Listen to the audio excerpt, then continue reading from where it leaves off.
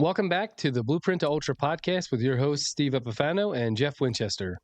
Our goal with this podcast is to help you put together your own plan for your next Ultra. We do this by interviewing a variety of guests that range from back of the pack to elite runners that share their own experiences for us all to learn from. Today's episode is one we've been excited about for a long time. If you spent any time in the ultra world, you already know his name. And if you haven't, just know this. You're about to hear from someone who's lived at both ends of the endurance spectrum. He's certainly got the wheels. He's got a 2:18 marathon PR, a two-time Olympic marathon trials qualifier, and then he took that speed straight into the mountains. Multiple UTMB podiums, including a third place finishes in 2016 and 17, national titles at the 50K and 50 miles, and a fifth place at Western States. And honestly, a crap ton of other podium finishes that would take an entire episode just to list. What really makes him special isn't just the results. He's a physical therapist, a student of the process, and someone who's quietly mastered the long game, durability, consistency, and showing up year after year at the highest level of the sport. He is also the co-founder of one of the newest 200 milers out there, one that I was fortunate enough to run and finish, and he's the organizer of the extremely popular Trail Fest. This episode isn't about chasing hype. It's about building a blueprint from roads to trails, from speed to strength, from talent to longevity. So if you want to learn what it actually takes to stay competitive in ultras for over a decade, this one's for you. So let's get into it with Tim Tollefson. Thanks for joining us, Tim. Man, Steve, that was quite the intro. I'm going to have to hire you as my hype man, and maybe we just go on tour together. I think so. I'm good. I'm good with that. I'm available. That feels like a ton of pressure, Steve. Yeah. Well, thank you for having me, you guys. Yeah, absolutely. And I think it started with, so I ran the Mammoth 200, and then by chance I was running by a guy in a Mammoth shirt at the New York City Marathon, and I pointed and I said, "Hey, I ran that race." And then I turned around and I was like, "Oh, hey, I ran your race." And then I stopped and we took a quick picture, so I appreciate that. And then I was like, "Hey, I have an in, so why don't you hop on our podcast?" I know, that was really funny. I got a couple shout outs during the New York City Marathon, and I wasn't expecting to have one of our runners though. So that was really cool. Yeah, it was. That was awesome. And Jeff was like, "Yeah, you got to ask him to be on." I was like, "Sure, why not?" That's fantastic. And then kind of we usually start with like a little bit of a background and stuff like that, but we kind of went through that a little bit in your intro. But was there a point in your life where you're like, okay, I'm really good at this. Let's see where this could take me? Or like, when did you determine like this was your thing? Oof, big question. Yeah, probably the earliest signals that I was good at it actually came quite early in like 5th grade, 6th grade, 7th grade. Like maybe a few people could resonate with this. Back in the 90s, the presidential fitness awards and like testing programs was pretty big. And that was my first official introduction into running was, the timed 1 mile event in 5th grade. And I happened to, be the fastest kid in the school. And that was kind of like, oh, like this is kind of neat, and at the time, like as I had culturally shifted from the Midwest to the West Coast, like I was dealing with just kind of the general, trying to find myself in the world and fit in. And that kind of gave me an in to kind of like the athletic crowd. And so I think that developed throughout middle school, recognizing that I had a kind of a knack for running, but then maybe like a lot of young kids, running isn't really that sexy. So it's like, I wanted to be on team sports. So like throughout high school, I really tried to make soccer and other things happen. And it wasn't until my senior year of high school that I realized that, okay, I'm actually better at the running portion of all these sports, and decided to kind of go full gas into it after I graduated high school. Tim, you were an Olympic trials qualifier. I believe it was in the steeplechase. We've done way too much review of some of your like write-ups on the internet about you. I've listened to a few podcasts about you. You're everywhere and anywhere. Like people want to search. So we don't want to repeat everything that you've been out there. But one part of your story, which has resonated, was you did struggle with an eating disorder back in college. You dealing with OCD as well and everything. And if we kind of think forward thinking with this, as opposed to trying to revisit that conversation, because again, if people are interested in hearing all that, they can go back and listen to other podcasts. I would encourage them to do that. There's quite a few where you've shared this. I mean, you're very transparent about it, which I think is fantastic. But how do you believe that having that struggle, and how has running shaped who you are between the two? Like, how did running's not therapy. right? We understand that running in and of itself is not therapy, and some people just use it as therapy. But how has running shaped who you are and helped you progress through some of this? That's a really good kind of just initial thing to like double down on, is running is not therapy, right? Like, I think it's therapeutic, and a lot of us do find, some, kind of, I don't know, ease or, some relief from being in motion, but it should not be a replacement. And for a long time, maybe like a lot of the listeners or people just out there, like, I did use it as an attempt for replacing actual like therapeutic interventions. And so, I don't know, like, I think running has, where do you go with this question? I mean, there's so many things that, running, kind of teaches and highlights, but I guess I would really just feel like running in general has allowed me to, once I've taken a step back and tried to appreciate running for what it is and like what it's given me, like, it's allowed me to really kind of like see an analog between my personal life, my everything else, like interactions in the world, and what I'm doing in running, whether that's from goal setting and having, the ability to work towards something, or, kind of recognize that things are never, as easy as you would hope, but if you put in the work and over time, like, you start chipping away at something, and I don't know, running, you learn to, you learn to live in the discomfort. That's probably one of the big things. It's because in general, life is suffering, right? I think that's, Buddha or, someone much wiser than any of us said, but I think that running teaches you to kind of learn to live in the discomfort, which is a really important thing to be able to apply to every facet or domain of your life in some capacity. That's fantastic. And again, I don't want to dig through all of that. I would be remiss not to talk about it at all. And I think what you've done and just how you've carried yourself with that particular conversation for those who struggle with eating disorders, and you've kind of normalized it, which is, I think, something that has helped people to say, hey, it's okay to talk about. And again, I don't want to repeat everything you've been there, but for those who don't know, this is something that shaped you, and you've been shaped by it, and you've continued to move forward. And I think that being aware of that, for those who may not know you and know part of that, it would be something they should go check out. You look like you're about to say something. No, thank you. But I think maybe like something to really kind of just like pull out from all of that is that, like, appreciating that life is imperfect. And like, I think as runners in general, like, a lot of us like to strive for perfection. And, there's something about like looking at our training logs and seeing like, oh, I got my, 5 miles today, and then 5 miles tomorrow. And then by the end of the week, it was 25 miles. And like, there were these beautiful little, I don't know, like, graphs and maps, but like, I think that's like, that pursuit of perfection is something I really got caught up in. And, through all the, kind of opening up and talking about things, it's helped me start to live in the imperfect world, which is really what life exists in. And so I think trying to embrace that imperfection is something that I continually challenge myself with, and recognizing I can't perfectly embrace that. And so when I mess up or like, feel like I'm not on top of the things that I feel like I should, like, just having grace with myself. And so I think that's another thing that just in general, I try to have compassion with myself or others as I imperfectly work my way through like the pursuit of perfection. So that's actually helps segue a little bit where we want to go and why we wanted to talk to you. So, before the show, I mentioned to you that, the purpose of this show is to interview guests that range from the back of the pack all the way to the elite, because we think every one of those individuals has a story that they can share that will inspire or provide information to those who listen that they can add to their own plan or blueprint for running ultras. And to have grace for yourself and to give grace for yourself is something that we tell, like, Steve and I also coach runners, and we tell those who are trying to do this sport, like, it's okay if you have a bad day. Like, you got to give yourself a little bit of grace. Not every day is a perfect day.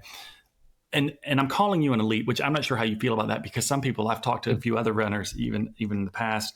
I believe it was Hayden I talked to one time, and I mentioned to that, how does it make you feel when people call you elite? And he's like, oh God, like, for yourself, I'm going to say you're an elite runner. Like, you have this tag that gets assigned to you. But from our perspective, like, it's a really cool opportunity to talk to somebody who's well advanced, if you will, in the sport, and who does really well, if you will, compared to like a mid to the backpacker, and to begin to compare the two and to understand like what those differences look like. And so to get your perspective on the sport and your perspective on training allows those who are in the mid of the back to kind of say, oh, Tim thinks it sucks sometimes when he has a training run and it doesn't go well. You know what I mean? Because they think they feel abnormal, if you will, right? And so you normalizing not just the eating disorder and stuff like this, but saying, I'm going on a training run and it's not a great day, and here's why it wasn't good. like, oh, Tim doesn't want to get up some days and go for a run. Who knew? Right? I think you're spot on, Jeff. And really, maybe like the biggest picture thing you could tease out of what you just said is that running is hard. Yeah. For everybody. Like it. Yeah. And the better you get at running, in some sense, it's like the hard just shifts into something else, like a different level of hard. It never is really easy. And, you know, I think we dream of those days that everything clicks and you're flowing through space and time like disappears. And maybe sometimes that happens, but I think the longer you're in the sport, the less you actually have of those moments. So maybe that's what we're chasing even more of. But running's hard, dude. Like there's no way around it. If you're Jim Walmsley or Courtney or you're chasing cutoffs, it's hard. Yeah. So Tim, just for those who are listening, it does suck sometimes, correct? Absolutely. In a lot, like, and okay. So like, I've been running year round consistently for 30 years since I was 10. And I always had this belief that like, you know, next year will always be better, right? Like if I just train a little more thoughtfully or put in more mileage or listen to my coach a little more, do some more prehab or strength and stability exercises, like indefinitely I will never get worse. And then like I turned 40 this year and I feel like the universe just slapped me and was like, okay, like you need to like kind of like pay a toll for everything you've done the last 30 years. Cause suddenly like I've always known running is hard, but it's especially hard. And I feel like I haven't had a good running day in like 3 months, but it's like, I'm still out trying to like find that. And but it has been a humbling reminder of like, this sport that we love is worth putting effort into and like stacking those hours or those, you know, those days. But sometimes it's really off in the future that you might be able to reap the rewards. That's an excellent answer. So what advice then would you give someone who's trying to figure out how to stay consistent? So this is fascinating. I've kind of, I'll preface this with, I've never fully teased out this thesis, so it could be way off base. However, like in a lot of ways, I am grateful in my life for the struggles that you referenced earlier, like kind of the mental health issues, in that there were many years that I did not want to be running necessarily because it felt like it was just feeding into this flywheel that I couldn't really escape. However, it allowed a consistency that maybe I couldn't have had without something driving it. And so in that sense, I almost am grateful that it kept me in the game longer than maybe some of my cohorts or peers throughout like respective different, you know, kind of levels of progression. And so there were many months and years where I really did not want to be doing it, but I felt like I had no option and I had to be doing it. And so I don't know. So it's kind of interesting, but I have had to, as I've now worked through, you know, the inner turmoil and have like a better vocabulary of what and better tools in my kit to approach things, it has forced me to kind of resharpen the motivation on why I'm still going. And so like, I'm still in that like phase of trying to figure out, how do I keep something that I love, which is running, in my life for the next 30 or 40 years, but by choice versus maybe by to something.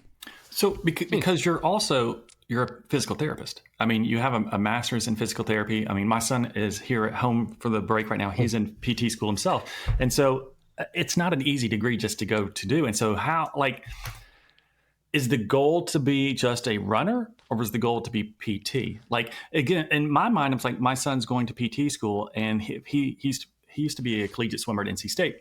And so there was all this practice he had to do to kind of maintain that. And that's kind of the requirements for the swim team and stuff. So for yourself, you've got PT school, you've got this mental health issue that you're dealing with as well, and you have this love of running. And so are you saying that that running was being maintained because of your mental health struggle?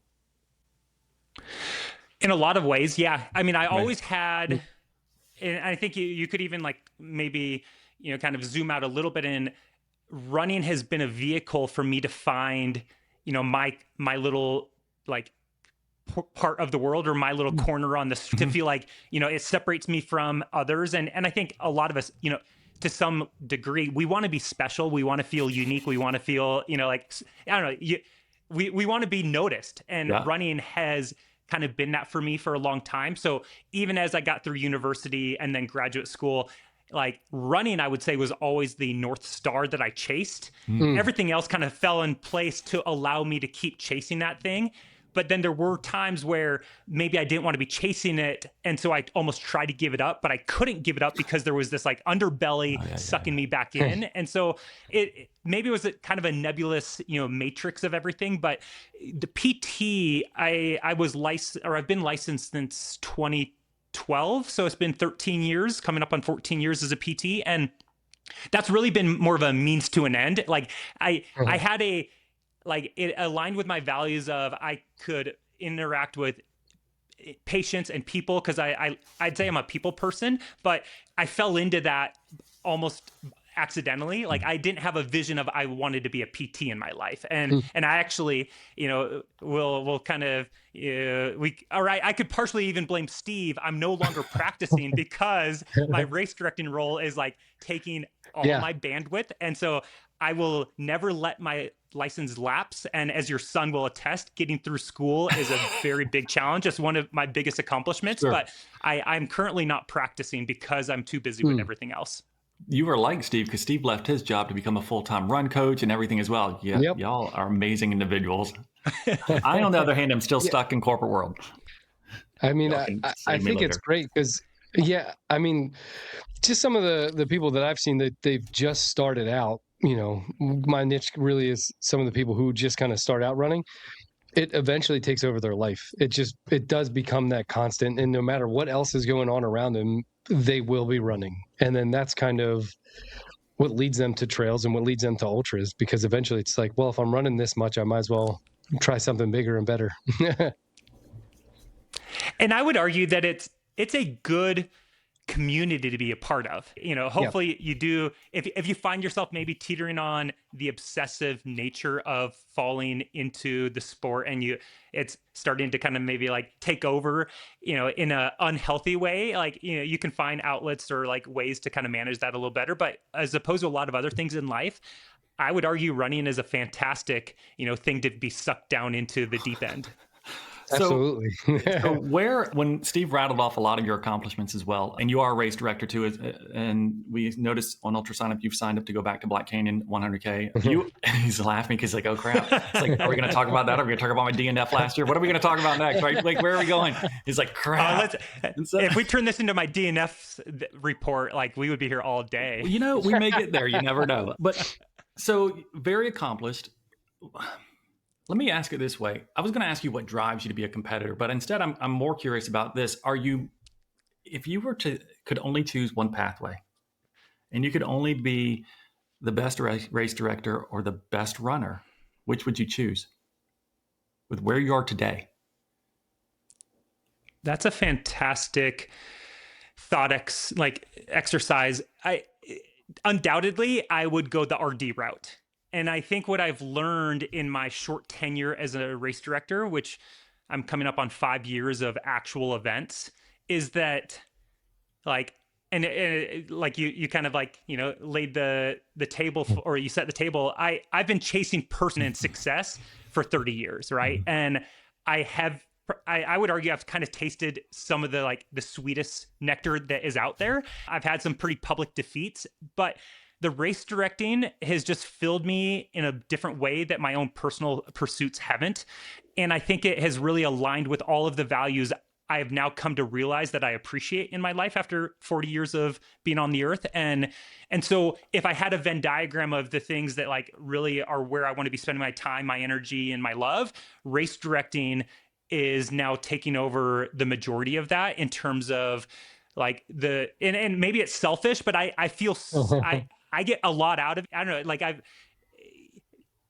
maybe selfish isn't the right word, but like there is something self-serving of when you watch hundreds of people accomplish something on a single day, that's more fulfilling than myself accomplishing one goal that I had for a long time. And so in that sense, like you get to share vicariously through so many other people. And I don't know, I just find that so much more filling. So yeah, the race directing, if I could continue to kind of push that and be better at that, like, and I don't know what that really means, but that's where I want to spend my energy. I think that's a great answer. Steve, he is a race director for a race that's based out of West Virginia. I used to be a race director for some other events as well. I volunteered this past weekend at a race, and I was telling Steve during our prep for this episode, just kind of the experience there too.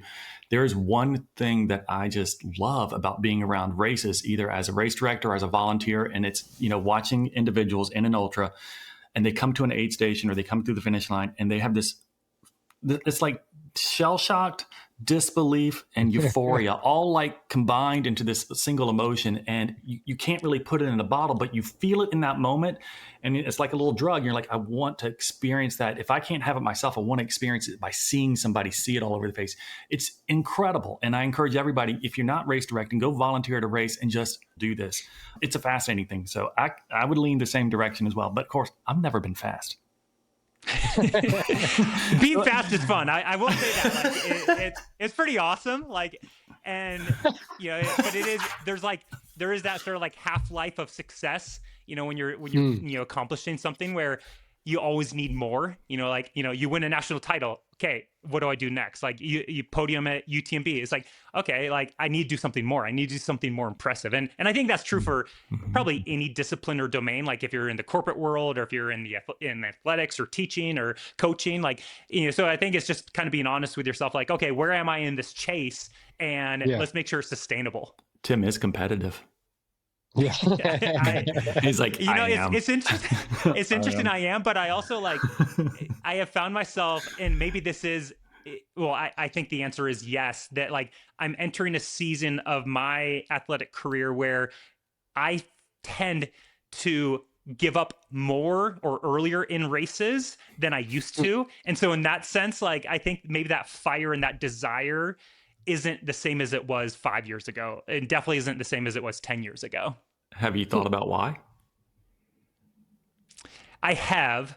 I don't think I have come to a conclusion, but there have to be components of reflecting on why I got into it in the first, as we kind of also kind of laid the little breadcrumbs. It was about finding my place in the world, finding maybe acceptance or love or, some recognition. And those aren't, I don't think, sustainable fuels long term. Well, I mean, I've been in a long time, so maybe you could argue that, but you could push back. But it's not going to indefinitely fuel you. And so finding a new why I want to be in the sport, I think, is where I'm searching. And kind of like what you said, Jeff, I at the moment I'm finding more of that motivation on the other end, the race course, whether it's volunteering, whether it's putting on an event for someone, or it's I don't coach, but advising people. I love talking to young runners or any runner about where they're at, and because I've had I've had the opportunities and the privilege to basically run all over the globe, chatting with people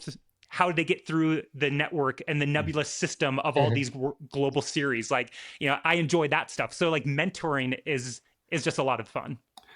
Well, speaking of mentoring, you've continued to set us up for where we want to go.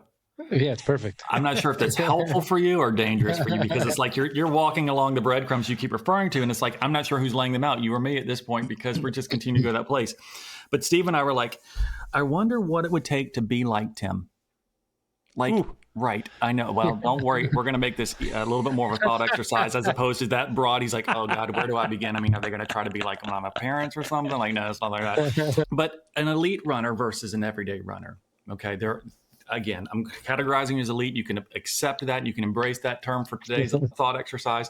Steve and I are going to say that we are everyday runners. We are coaches, sure, but we are also mid to the back of the packers. We're not currently. Steve, are you winning a race anytime soon? No, not presently. Okay, good. Unless there's only a couple, maybe there's 3 people in the race, then we're all going to podium. But anyway, beside the point. But if I were to say a category like nutrition, what is Tim doing that I need to be doing?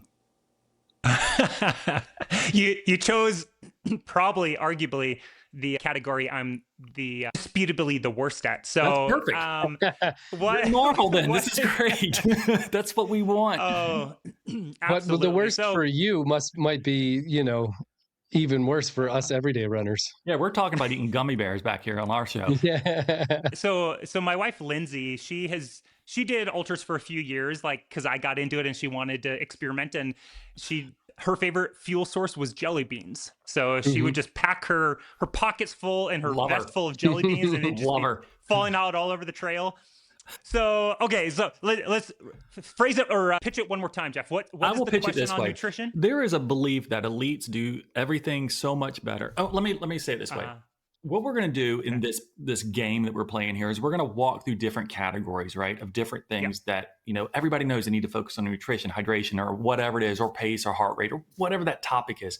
But there is a definitive difference, if you will, between what most elites are doing and what an everyday runner is trying to do. And so my hope is that we're going to hear maybe what you do. And it could be the same thing. It could be like your wife eating jelly beans. And we're like, cool, I've got that on the list. I'm already doing that. Check. I don't need to add that in now. I'm not going to be an elite runner, but I do know that if I tweak a couple things because I hear that maybe I need to up my carb load, or I need to pay attention to my sweat rate or my salt loss or whatever that is, then those types of things, I'm going to say, I can do that. I can do, and maybe I'll get 0.02% better than I was because I added it in. I may not beat Tim, but of course Tim is now talking about quitting early, so maybe I can. Absolutely, right? Everyone's got a chance. Right. We all have a chance, but you understand. Like, so the thought is that an everyday runner, if you will, is looking for ways to get better. They may not become an elite, but they do want to improve, and everybody wants to get better, like you were saying earlier as well. There is an innate desire to improve, and so. When it comes to nutrition, your worst topic will start there. It is not intentional. It is not intentional. It could be, but it's not. What do you believe? Like, what do you think the everyday runner should be doing versus what the elite runner is doing? And we can tell you what we do. It's not enough. Sure. And maybe, first thought is I would take caution following what the elites are doing out of the gates. Much like. So maybe we label 2024 and 25 as the year of carbs, and like how many carbs can we cram in, 120 and we hear grams. these amazing, these incredible stories of what Rod is doing or whomever. I think you just need to immediately just say, okay, maybe I acknowledge they did that, but it doesn't mean I go out and do the same thing, because there's a lot that isn't said about what the elites, what we're doing and how we got there. And so the moment you hear about maybe what we're doing, you might be a couple seasons behind, and you have to appreciate where you're at. And one, we might be experimenting and it might not even scientifically make sense. But second, we've probably progressed to that point. So if you try to rinse and repeat immediately, I think you're setting yourself up for a big challenge. And so, on face value for nutrition. Go. Yeah. That's what we do, right? Because we see it on social media. We see it on a YouTube video. We see it somewhere. And whoever it is, like, we love to follow those who are better than us. I mean, there's nothing wrong with that. But when we see that, we immediately believe, oh my God, I need to be busted. I'm only at 35 grams of carbs or 45 grams, whatever that number is. I need to be at 120, 150. I bet I should try to pull in 200 somehow. And because if more is better, but I can't get there. So that is just sound advice. So where should they start? What if they're at, I'm going to pick on some of my own runners. If they're at 20 grams of carbs in an hour, where should they begin, Tim? What should they go to? Oh man. Well, I think as both of you are advising your runners, you start in practice and in training sessions where if you throw up or throw down, it's not gonna, wreck, the race that you signed up for and you trained for 6 months. But I would say you incrementally increase and use yourself as a scientific kind of experiment and take true, thoughtful, objective feedback of how you felt. And not like how you wanted to feel, but be like honest with it. It's like, if you went from that 20, 25 and you suddenly bumped up to 45 or 50, and it's like, and you were having GI distress, like, communicate that with your coach or write that down in your journal, like, because that's an indication. It's a signal that maybe your body is, it is a signal that your body is, responding to what you just did. And it might be that it's just on par with the progress that needs to happen, or it could be an indication that, okay, like, I need to actually back up a little bit. It's kind of like, I think about my clinical practice. So, maybe this is something, Jeff, that your son will be learning, but, using the stoplight analogy with most things, where it's like, everyone knows what a stoplight looks like. You have your red light, yellow light, green light. And so, like, trying to use those as indicators. So let's use nutrition as an example of, I went from 25 grams an hour to 50 grams an hour, and a green light would mean I felt the exact same. There was no GI distress. It didn't seem like it had any adverse impact. I'd say you're probably green, go ahead. Like it's, no issue.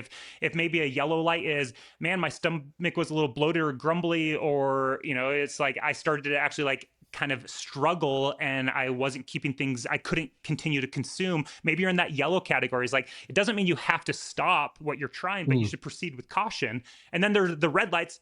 If you're throwing up and throwing down, or like you completely bonk, or you're, eating dirt, I think that you need to be like, okay, that's probably, we're in that red category right now. So we should really, back off and maybe talk to my circle or my coach and figure out why we're doing this.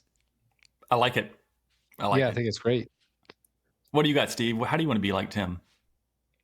A lot of people too. I have two, but we'll start with this one too. There's a thought that like elites have more mental toughness, something like around those intangibles. Is that something that everyday runners can kind of practice and put into practice? Absolutely. So mental grit, fortitude, however you want to label it, it is a skill that is developed. I think inherently maybe some people are, primed to maybe, it comes a little more naturally to them, but it is something that I never actively worked with a sports psychologist or read books. But if I think back from starting at the age 10, once I got through high school, I made a lot of mistakes, but I started to learn what worked for me. It's kind of like that A/B testing of the scientific method of like, hey, you're going to like implement some things. When it doesn't work, you kind of go to a new trick or tool. Yeah. And throughout my different ranks through collegiate and then post-collegiate and then professional running, like, you're refining that skill set. And so it comes to a point where maybe you do feel pretty dialed on how you approach the psychology of running and racing, but it is something that I think competency comes through. I would say confidence comes through competency. You're going to trust your mental toolkit more as you've had more reps and gotten more chances at bat to basically like develop that. But then all of that to say, like at the elite level, we also go through the same human like kind of like feedback loop of insecurity, doubt, all these things. I think we just get better at acknowledging that thought and shelving it or compartmentalizing it and then moving on to the task at hand of what we have to do. Because even at the pro level, I had years where I thought I was abnormal because I still was battling all this doubt. Like I wanted to drop out of races because it was so hard or so overwhelming. And then starting to talk to, my peers, it's like, no, everyone has those thoughts. It's just how do you respond in the moment to that thought is, I think, what eventually separates like the good from the great to the legends. And I would say someone like, I love using Courtney as an example. I think she is someone that even verbally like paints the picture of her pain cave. So that is her actively working through psychological tools and tricks to respond to the incredible amount of discomfort, pain, probably doubt, insecurity, and fear that all of us have. But she is able to, in real time, respond maybe a little quicker than we are, than I am. And then I can respond quicker than maybe Jeff, or, Jeff maybe a little slower than Steve, whatever it might be. And I think maybe it's, but I think those are the things, like we just start to learn better. We refine the process a little more effectively so that like feedback loop is quicker and we can avoid maybe some of the negative thought virus that everyone have, but we just don't let them fully take root and like derail the effort. So how I think that's really important. I was gonna say, I think that's really important for runners, everyday runners to hear too, especially from elites, because I know for me, 30 seconds before the start of the Mammoth, I was like, where can I just go leave and not even start this thing? But then, as soon as the gun goes off, then you're in it. But you're just like thinking, I shouldn't be here and lining up with all these people. These people are going to be way better than I am. But it's great to hear that other people have that as well.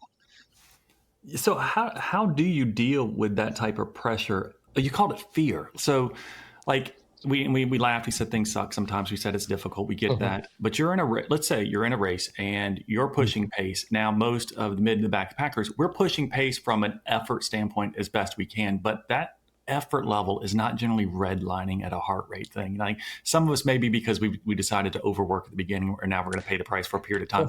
But most people in the mid to the back of the pack are working to get through the race for the goal of a certain time. Maybe it's a sub 24, if it's to finish the race. I mean, there's an element of effort. But a pro is generally pushing pace really hard also and redlining for a higher percentage of the race. So how do you keep pushing in those moments, or how do you encourage like everyday runners to actually push through that discomfort of pace or effort to kind of get that sub 24 that they're chasing, as opposed to just getting that finish? Because at some point, to get whatever that time goal they have, let me rephrase this: a time goal that a ultra runner puts on their plate should typically stretch them beyond what is normal for them. Right.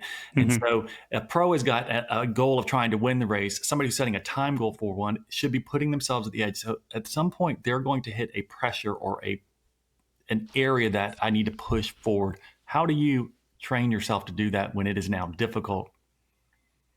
Yeah.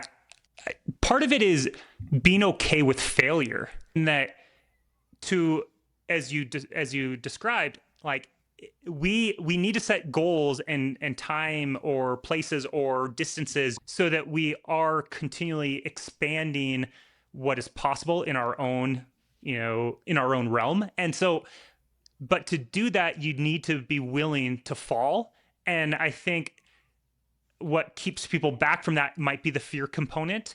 And because, by definition, as you break through, you're in a scenario that you've never been in before. And so you have to trust the process in the sense of, that you've put in the work to handle what's ever around the next corner, but you do have to have faith that you're going to be able to make decisions and carry yourself through once you've entered that kind of that new theater. And I think personally, and a lot of people at the elite level, that's going to come from believing in your team and your system and the work that you did. And as I said earlier, confidence should come through competency. So while I may have never run sub 20 hours at UTMB before I did, I knew in training, I had little moments of indication that I was ready for that type of effort.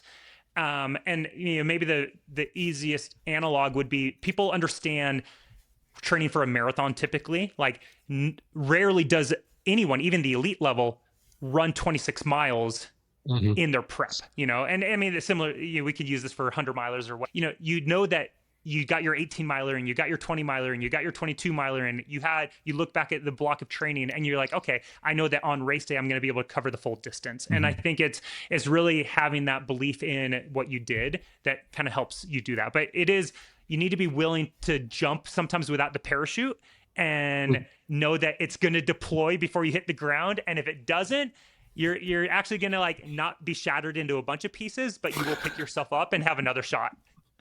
You probably learn a lot from it too. And that was, I think that's a good point, Steve, where in my early career, I was so afraid of failure. I didn't learn as much as I think I could have, because I would often push just barely enough to incrementally, improve, versus maybe some of my contemporaries that were willing to blow up spectacularly, learn, and then the next time they'd have better knowledge than I did, as I just kind of very slowly, I was the tortoise, and I always prided myself in doing that. Like, I would rather be third than take the chance and, blow up in DNF. But in reality, I think, it's better to kind of push your boundaries a little bit thoughtfully, of course. Like, you don't want to be reckless, but if you do come up short, I think if you're willing to learn from that, you should be better prepared for the next outing. And I think you're more likely to kind of see that, quicker or larger progression that I think we all hope for. I can't wait till February. Man,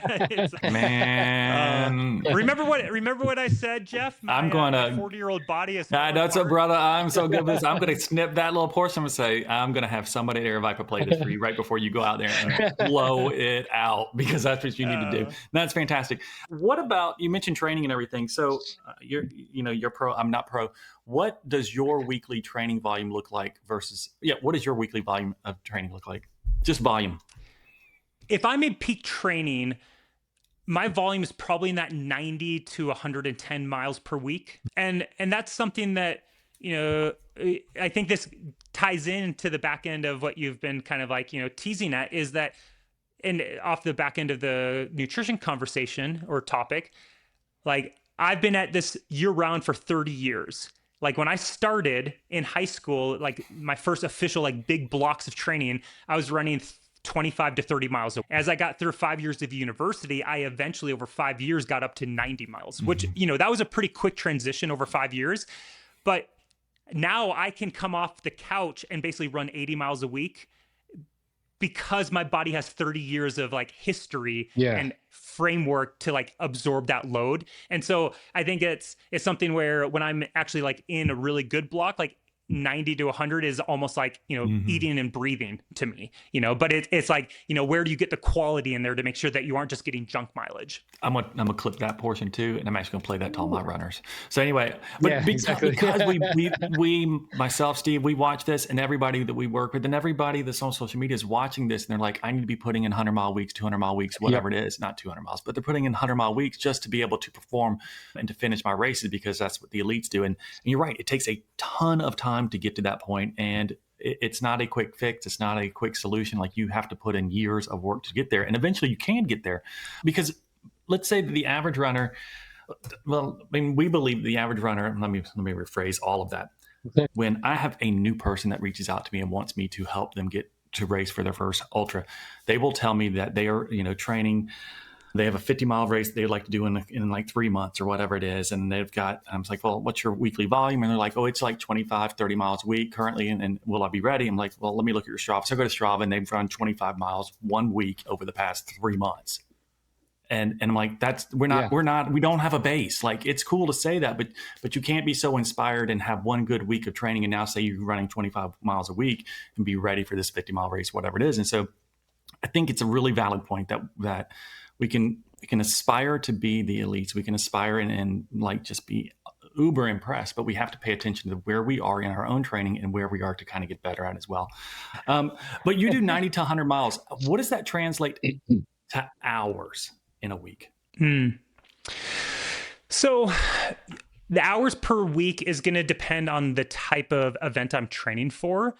If I'm running, like, let's say something more like Black Canyons or Western States, sure, it's probably going to be in the, 9 to 12 hours per week range. So nothing like that really large in terms of time on feet. As you're getting ready for like big mountain races like Lavaredo or Madera or others, I think it will start to get into the 14, 15, 16 hour range, because throughout my most competitive years as a pro, as an elite, I was also working full time. I could never handle more than maybe 15 or 16 hours of total training because I was also on my feet for 30 to 40 hours a week. And so I think that, and maybe in some sense, it actually, I think that governor helped me preserve what I was able to continue to do. And I didn't burn myself up because as Jeff mentioned, there's a tendency in it, it makes sense that if some is good, more is better. And then you get onto this like slippery slope of, well, I just did I crushed my PR at 50. You don't always have to do more, but you can be more thoughtful, or you could train some of the intensities. And I think we actually do have a lot of examples of people when they go from turning ultra running or trail running from their hobby or their passion, and they let's say they unlock this cheat code and now they're a pro, they're an elite. Sometimes when they have all that free time, they put in more training and it actually worse performances. And so I think there's so many variables that have to be, kind of thoughtfully, you have to be cognizant with everything that goes into the equation, because it's not just 1 + 1 = 2. That's fantastic. Yeah. So far it sounds like more is better, but only when it comes to years of experience. Consistency is king across anything in the endurance world. Like you cannot cheat that, right? And if you do find a shortcut, there's also, it's a fast track to an exit from the sport. You know, so I think if you find someone that's been around for 10, 20, 30, 40 years, I would wager that you could, despite whatever they were doing, there's a common thread, and it's going to be consistency. Yeah. And I immediately thought of somebody like Jeff Browning, and I've talked to him, and he is big on the longevity in sport and just doing a lot of the small things consistently is kind of what's been just key for him. Recovery. What is recovery? Like, do you guys recover? Like you say it, and it sounds so sexy, and everybody's getting all red lights and cold baths and massages and dry needling. And I mean, tell me, please, Tim, how do I be like you and do the right things for my recovery? I think it's so like what you said, Jeff, because like you say recovery and like people don't, they get it, but they don't get it. Yeah. I don't know what it is.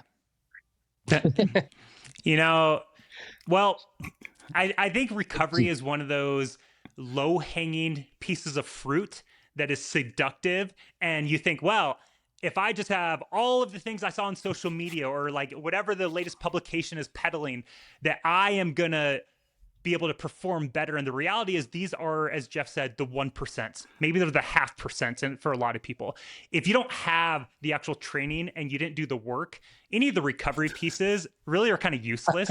So it's kind of like, well, yeah, just go light your money on fire. Like but it is Christmas, Tim. Yeah, sure.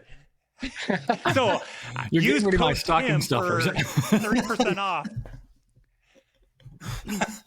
Yeah, it's, and I mean, so, but things that I do believe in recovery would be like sleep, eating. You can stop there. A well-balanced, sleep. Number one, right? Just sleep. Yeah. If you sleep, which I would argue most of us are not sleeping enough, you're probably going to, like across every single domain or like part of your life, notice some sort of improvement. So I think sleep should be a priority. And the beautiful thing is it's free, right? Like you don't have to pay anyone to sleep more. Well, you may have to, like if you have kids and all these other things, you might have to, get a little bit there. So, a little complicated, but inherently it's a replenishable resource that we have available at our fingertips.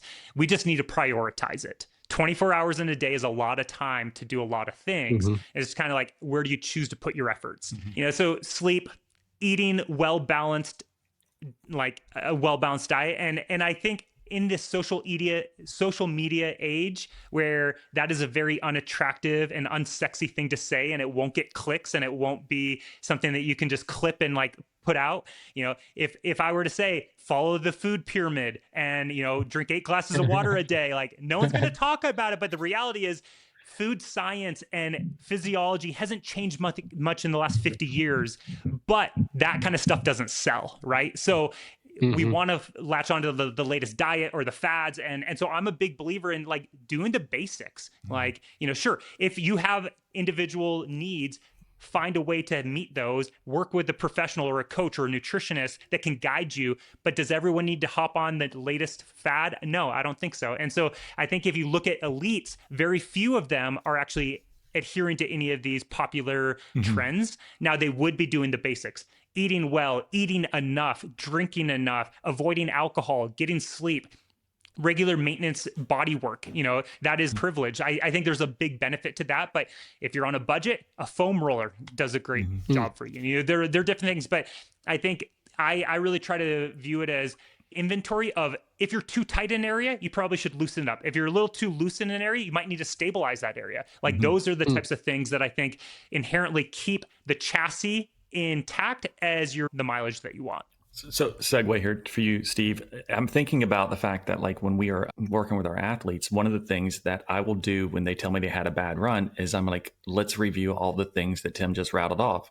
How was your sleep last night? How was your eating and how was your drinking, not alcohol, but how was your nutrition, hydration? How were things like that the day before? How was your work stress? And so it's interesting that recovery is also an indicator, or lack of recovery is an indicator really of why they're having a bad run. Yeah, absolutely. So I just think, and the other piece on there is psychological distress. And so that could be vocational, it could be relational, it could be a number of different things, but that's something that it took me a long time to recognize that I could actually see a very direct correlation between a poor training block and all these other distresses I was going through. Yeah. I try to tell all my athletes that like stress is stress no matter where it comes from. People have high stress jobs, and then they're using running, which is a stressor, as an outlet.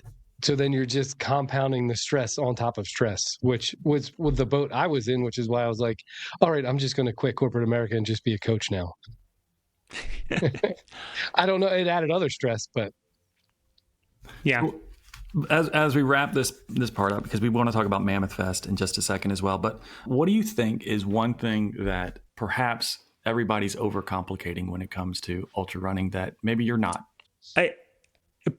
Kind of all of those things, because inherently I think ultra running is about right foot, left foot, and giving yourself a chance to do something. And the only way to get there is to put in just like thoughtful, consistent work. And there aren't shortcuts. And so it's the unglamorous daily grind that people want to find a way around, and you can't. And so I think you can overcomplicate it with trying to find the latest, like we said, trends or hacks, or, what's the magic pill that's going to allow me to level up. And I think the reality is, find someone you trust that can guide you thoughtfully through a program and commit to it, believe in the process, and you're going to see compounding interest season over season and year over year. And it's like, if you're coming from the corporate world and you weren't investing in your 401k, when you were 20, you're going to regret it when you're 60, and I think, with ultra running, you need to just put in those daily deposits, and over time they will stack up. And inherently, I think it's very simple, and you just need to stick with it. You can't you can't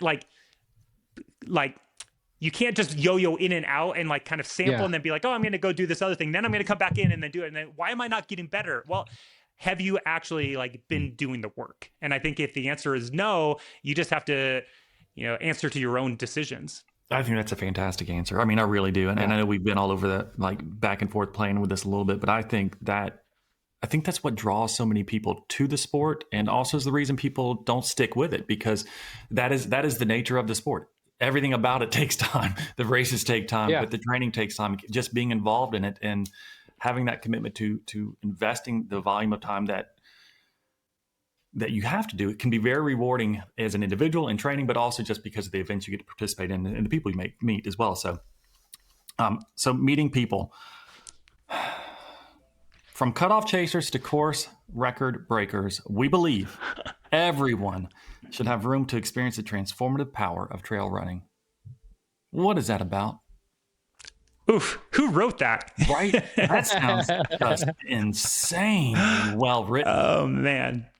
Maybe I should have been in advertising or something. But so that's one of our ethos at TrailFest. And, we really built TrailFest on pillars of community, stewardship, and storytelling. And I firmly believe in that, this sport is better with everybody in it. And I've had my most enjoyable times as a pro when it wasn't just our little circus of pros touring the world, but it was interacting with other people at the same events. And so at TrailFest, we want to cultivate that opportunity, whether you're the cutoff chaser or the course record breaker, to have the ability to chase your individual, dreams or goals that you've set out, but then also connect with other people. And so we try to step back and ask ourselves, are we catering only to one demographic? And if so, what can we do to open up that aperture? I can't speak. But how do we make sure that we are, really staying by kind of that ethos of, we want people to feel welcome, and we want people to have an opportunity to meet other people through our events. And I'm a believer of, one, I'm looking out my window right now and I see the Eastern Sierra, which I think is arguably one of the most beautiful places in the country, maybe the world. And if we allow people that, this platform to just experience the beauty of the Sierra, and then opportunity to converse with other people, we don't have to do anything else. We let people do their thing. And so that's kind of where that comes from. So for those listening that may not be familiar with Trail Fest, and obviously you also have now added the Mammoth 200 in that experience of a week, 2 weeks, 3 weeks now, whatever that covers. What are all the events you have currently available at Trail Fest? So at Mammoth Trail Fest, we have a 50K, a 26K, a 10K, a 5K hill climb, and a kids 1K. So there's 5 events. That's amazing. And then you added in the 200 as well.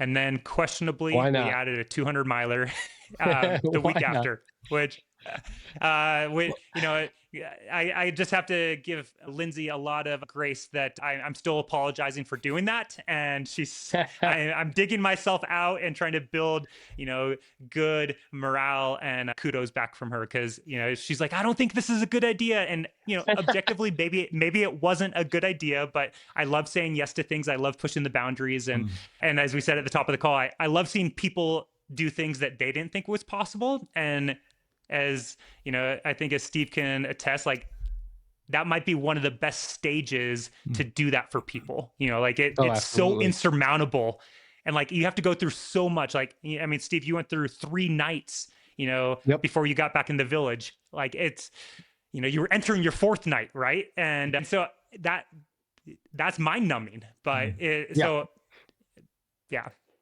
So why was it important to you?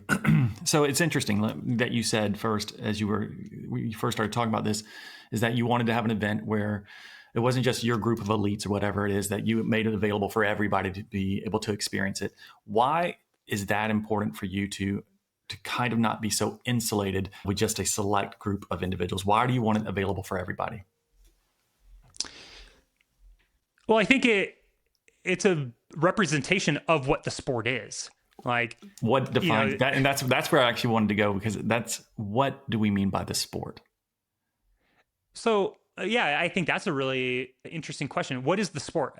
I guess at the most, like, I don't know if it's granular or the most large level, is like if you are moving through space and if you are running, you're part of the sport. Like, and I don't care if you don't sign up for an event or if you're like a newcomer, like you're part of our community that you actually are out there running, whether it's on pavement, trails, up and down stairs, and like a high rise in New York City. I think that, you know, I believe we're stronger if we remove those labels and just be like, hey, if you're doing the same activity, that locomotion that we are doing, like, then that's our sport, right? And in trail specifically, like, I think it's anyone that is willing to sign up and take that chance and put themselves out there and be vulnerable. Like, you're part of the sport on, you know, the event level. It would be a disservice not to allow people an opportunity because they are slower than us. Like, and it's, I now am actually like one of the things I'm most proud of is the work that I'm doing with a nonprofit called Runners for Public Land. It's a nonprofit out of Southern California. And like, what we have done is try to build like toolkits and resources for race directors to like be more effective, because as you know, you guys know, it can be very isolating when you're putting on an event because you're out in maybe a rural area and there aren't a lot of resources, and you know, your immediate community of runners are probably very grateful, but like a lot of it is like, hey, let's throw something against the wall and see if it sticks. And which is the beauty, like the you know, the iterating and the, you know, just kind of creating things as we go. But you know, talking to race directors around the country, I've realized that, you know, there are some that only prioritize like the fronts, and there's stories of like, oh, the aid station was closing up by the time I got there, or they ran out of food. And it's kind of like, things happen, right? Like, we're not perfect. Like, we've made big mistakes at Trail Fest, but it's kind of like, that's a huge disservice to someone that is putting their not only energy and their faith into you, but they're paying you to be there. So like, you owe it to like a transactional level to at least give them what they paid for. But like, I would hope on a human level, you actually want to see them like, you know, have the same experience as whoever was at the front. That's cool. We were talking about this also before, and we were using, as we were discussing this in prep, we were discussing the idea of the sport. Like, what is the sport? We always talk about the future of the sport. What is the sport about? Like, you know, how is it going to change and all this kind of stuff? And obviously with all the advertisers and marketing coming into this to the sport, there are going to be changes that would take place. But what would it be like if they decided, and I'm going to use Western States as an example because I'm desperately trying to get in. I'm still like 6 years and all I'm doing is just holding on to tickets apparently. But beside the point, I'm not bitter. But anyhow, what if Western States decides, because, Hoka wants them to, that they are only going to allow the top 369 runners in the sport to race? What happens to the event? Is it as great from the everyday runner's perspective anymore? Like, what got excluded and what are we doing? What if they say, well, we'll just make weekend 2 for those who get in through the lottery? And then do we want to go run weekend 2? I don't know, because it's an interesting thing to kind of be able to witness. Like I ran JFK 50 the year that Walmsley blew it out, right? And my wife was like, I don't know who this guy is, because it was my first 50 miles. She goes, I don't know who this guy is, but he looked like a freaking antelope. He was just flying. And it was so impressive for her to see just this, variability of runners. And I think that's one of the things that is really cool about what we have as the sport, but it could change. Right. And so when you said about the key for you was to make sure the experience is for those, not just those in the small group, but everybody, because they're all runners. I think that drives at the heart of how it is and what the sport's about. But I do wonder if it's going to maintain that, as money gets more and more involved. And are we trying to pick only the best of the best type of thing? Because we're not, like, the Western States would be a Super Bowl, right? And I don't get to play on the Super Bowl field. And so that I think that's I love this idea and this thought experiment, Jeff. I would say there's no guarantee that the sport we know today is going to last 5 years from now, right? Let alone 30 years from now. And so that's where I think it's an opportunity for those in the sport. And again, like, defining the sport, I think, is a challenge, but I would hold it loosely. And I think it's the sport or our community is built on a set of values and a shared interest. And I think those are things that should be identified and teased out. And if those core principles are kind of like they're maintained as kind of like a critical part of every decision as things morph and migrate into like the next generation that like maybe has, the biggest influence in the sport. My hope would be that it won't lose its soul. It might look different, but we maintain the core principles that like a lot of the people well before me and before you guys fell in love with. And I think that's what I hope we have enough people in positions of power that appreciate those like little pieces of DNA that we don't lose it completely. Something like Western States, if it went to a 369 elite field overnight, I think it would long-term kill the event, because that event in particular was built not on an elite platform. You could argue, okay, Gordy breaking 24 hours is an elite effort. However, it's a big difference than the 2025 landscape of elites. So I think you successfully built, like UTMB really more was like built around like, let's push the professionalization of the sport and like kind of what's possible from all of that standpoint. I think something like that has a better opportunity of surviving if you were to like clean the slate and be like, we just want 2,800 pros at our start line. I think they could survive a lot better than an organization like Western States could. I agree. And Steve, I apologize for taking him off Mammoth 200. I just was curious about that. No, that's fine. We should go back to Mammoth 200 and your love of it. Well, I was just going to say, it goes back to even at the Mammoth 200 too. I saw people like the winners, they stuck around. They didn't just check out and leave and go somewhere else. Like Rachel was there, Jim was there. They hung out and watched other people finish. And they were there watching the the DFL people come in. Like that's where the sport is. It's where they're driving to, and it's their values too. So if you have more people like that in the sport, I think that's what's going to keep it around and everything like that too. And maybe the final thing on that, because that's a conversation that I think, I would even encourage people, like, as they're listening to this, like, ask your friend or your running partner, like, what does the sport mean to you? And like, have that dialogue and open the conversation. Because ultimately, I think we are in a culture and we are in an ecosystem where if we want something to preserve, if we want to preserve something, we collectively have power to do that, right? Like, so like we should vote with our choices and our dollars that we want to show up, like, advocate for those things. Otherwise, like, you may turn around in 2 years and like, you're like, I don't recognize this. It's like, well, were you part of the conversation? Like, did you want to like help preserve something? Like, so I just encourage people to join the conversation. I'm going to charge Hoka $10,000 for every ticket if they cancel that race on me. You heard that here.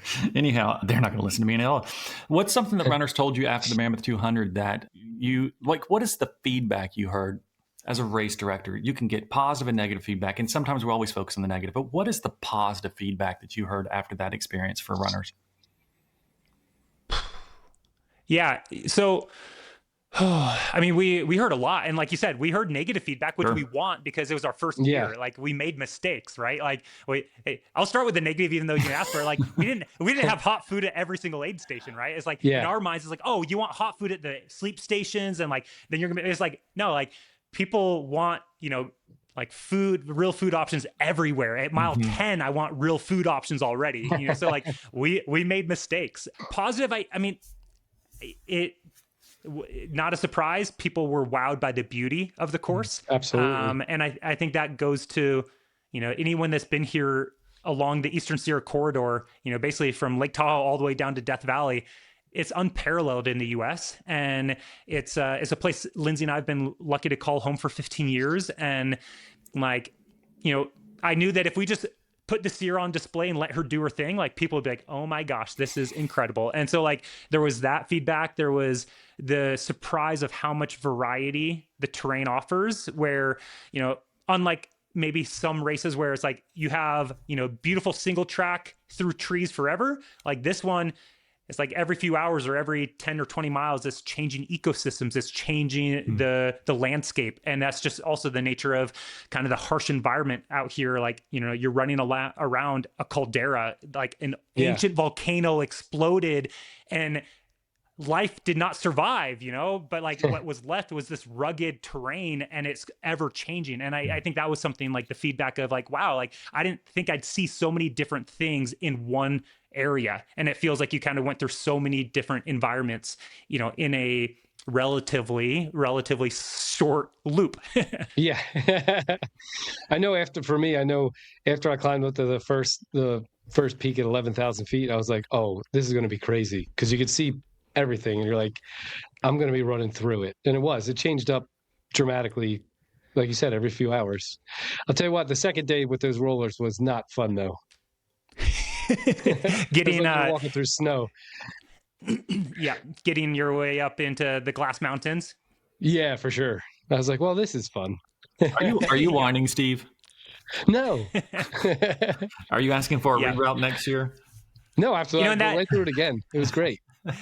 And that was something like, as I dreamt designing the course over there, I mean, and really, I guess it's from my 15 years living here, it's kind of like trying to just embrace this environment for what it is. So like, not trying to be something that it isn't. Like, hey, we have areas that are really hard and they're deep sand, basically. It's pumice. Yeah. But it's like, could we find a workaround? Maybe, but like, that's what we actually run in here. That's what like the locals embrace. So it's kind of like embracing our environment for its unique character and not trying to be something that it isn't. I think it is something that, whether people love it or hate it, it's kind of like, hey, that's just unapologetically the Eastern. Yeah, that's what you sign up for, I think. Yeah. I've never run a 200, and nor have you, I don't think. So I think we're on the same page. But I've never run a 200. And why should I run Mammoth 200? Why should that be my first one? Oh, that's a big question.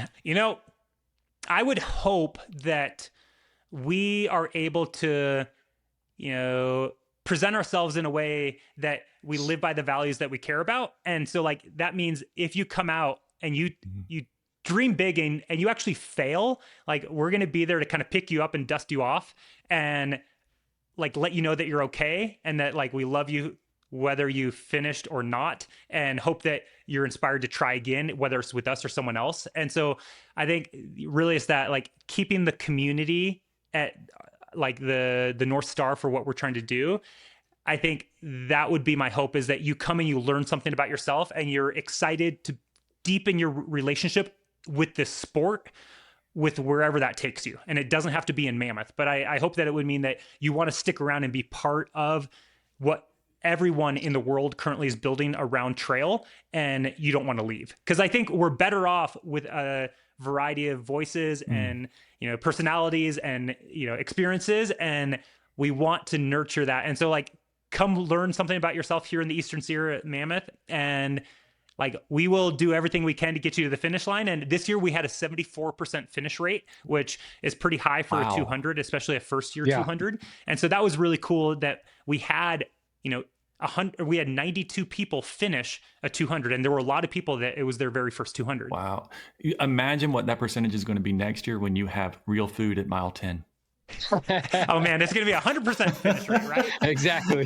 That's fantastic. There's not a lot of negative you can say about that with that high of a finish rate for a 200. So, and it's not an easy one either. So I think that's an incredible statistic. I think it's something you should definitely be proud of. And Steve has only said great things about the race. And so congratulations on a first year success.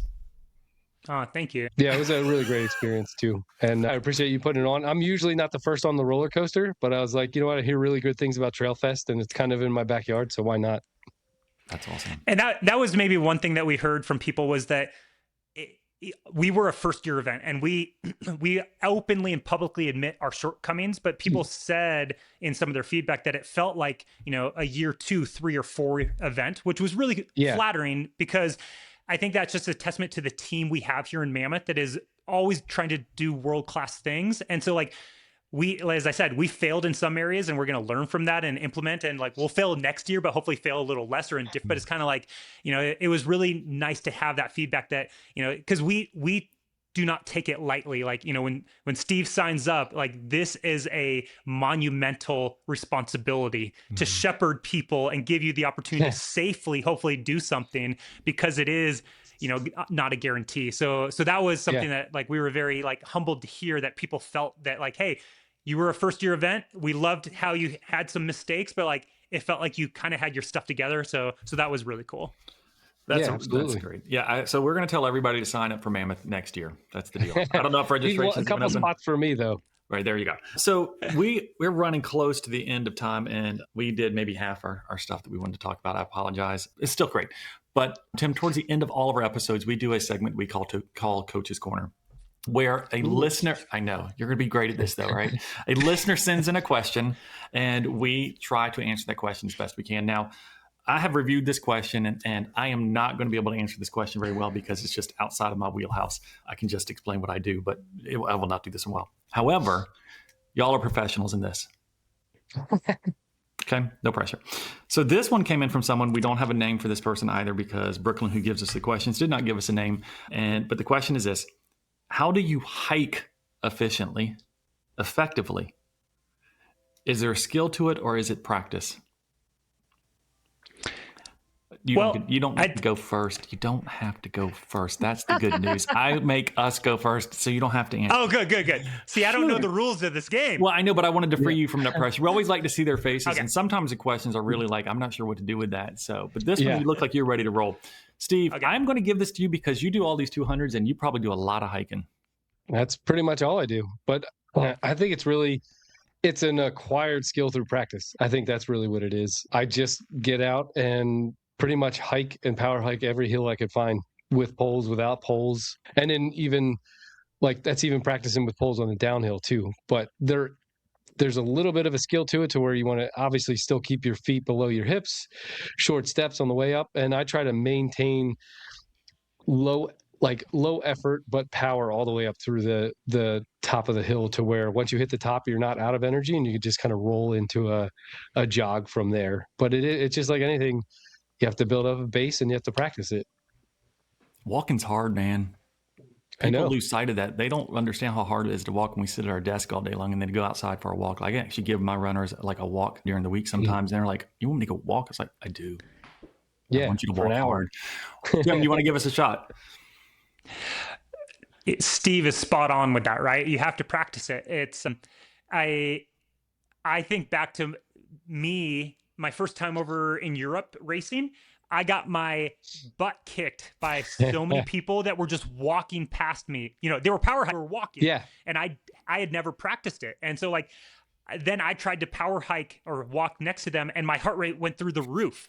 And I was like, wow, okay, like I need, and so over the next couple of years, I specifically, as Steve said, trained that skill intentionally because there's no substitute. Yeah, you need to be able to walk. Because at most runners at some point, particularly those in the mid and the back, we're going to be walking at some point in the race, and if we're not practicing, at least trying to do that, it's going to be what we call a death march, and you're really just going to be shuffling. Exactly. That's not walking, people. So Tim, this is it. This has been our show. We just want to first off thank you so much for being our guest, being a part of it. Again, the time flies every time we do this, and there was a lot of other questions we could have got to, but we really appreciate you taking the time, sacrifice you're making by hanging out with us today. Your dog, which you picked up for a second, I was going to ask you to show everybody because it looked like it was some sort of poodle dog, which looked really cute, but it looks awesome. And so, but thank you for taking the time to hang out with us today. We really do appreciate it. Yeah, thank you so much. Thank you guys for having me. And also thank you for being a voice for people to find, because I think it's important that beginners have access to resources. And, if they discover this podcast and that's their entry, at least there's good knowledge being shared. So thank you guys for putting it out there. I appreciate that. And for those who are listening, we just want to thank you so much for taking the time to download the episode, plugging us in our ears. If you are listening to us while you are out there on a run, you can stop. You can walk for a little bit. We'll appreciate you practicing some of that now, since we both believe, Tim as well as Steve said, you need to practice it more than you are. But no, thank you so much for taking the time to listen to us and being a part of the episode with us. Tim, what's the best way if people are curious to keep up with you through either Instagram or your website, or how can they keep up with Mammoth? I bet you have social media all over the place. You could I would say follow Mammoth Trail Fest or the Mammoth 200 on Instagram. Those would be the main ones. I have my own account. I'm kind of boring, so I pretty much just post about those events these days. But yeah, come find us, and if it ever makes sense and you can make yourself, you can find yourself in Mammoth at the end of September, early October, we'd love to have you, host you, whether it's actually running or volunteering or just coming to say hi. Please do. We'd love to see you. Awesome. And we'll put all those links in the bottom of the show notes as well. But again, thank you again, Tim. And we will talk to all of you at another time soon. Thank you so much. See ya. Bye now. See ya.